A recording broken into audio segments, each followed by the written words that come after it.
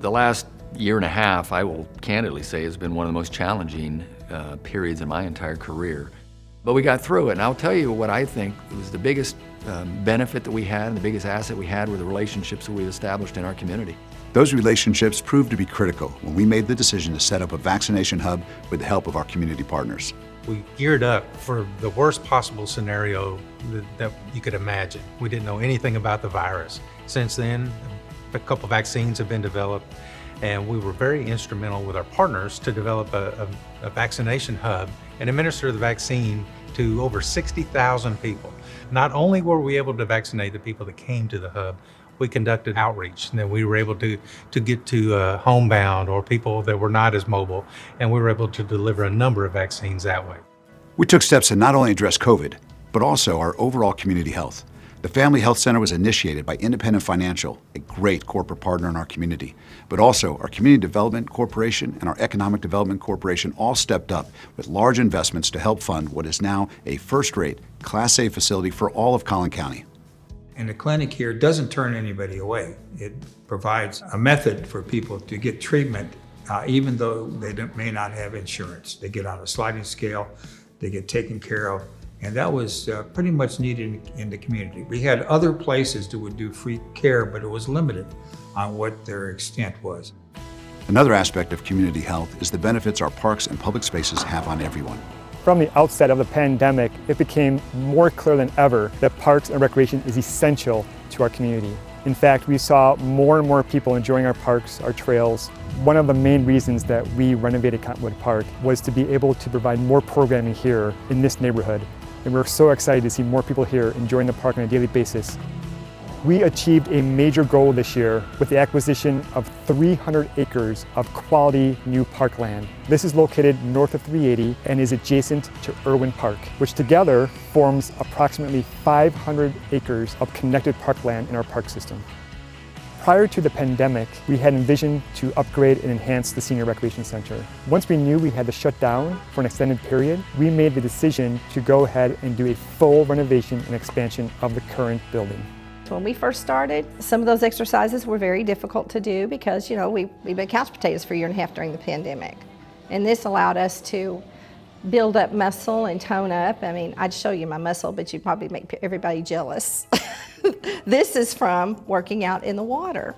Old Settlers Recreation Center has long been the heart and soul of this neighborhood. We completed a major renovation and expansion of adding over 8,000 square feet of new usable space. As we celebrate the opening of these renovated facilities, we're also able to celebrate the inaugural year of hosting the Byron Nelson Golf Tournament. The Byron Nelson provides a number of things. Being broadcast across the world, sure, that puts a spotlight on our community, but not just the golf course. If you watched the Byron Nelson, you saw them highlight McKinney, talk about our city, show our downtown. It's exposing our great community to the entire world. The Community Development Corporation and the City of McKinney both contributed to the Byron, helping make that possible here. Hosting the tournament our first year, we had just 10,000 people, with capacities being limited due to COVID. We're going to see that grow to 30, 40, 50,000 people in the future. Those are people that come to our community, they spend dollars in our city. Another added benefit is that we have several announcements that we're going to be able to make in the very near future of additional corporate locates as a direct result of the Byron Nelson being played here in McKinney. We also have exciting projects in the works for the east side of McKinney.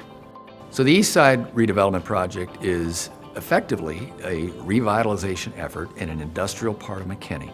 That is an area that has a lot of history. It's mostly industrial and mill-oriented, but those industries have left, and now we have an opportunity to take that history and transform it into a catalyst project. We're going to have a city hall as sort of an anchor on the north side of the flour mill. The new municipal complex, our city hall, is not just an administrative facility. It will have outdoor spaces with the idea and the focus of it being a community gathering place, a place to connect and engage with one another. As the East Side becomes prime for redevelopment, we've had great success in keeping our local economy moving. Even during the pandemic, we had lots of economic development activity. It didn't really fall off at all.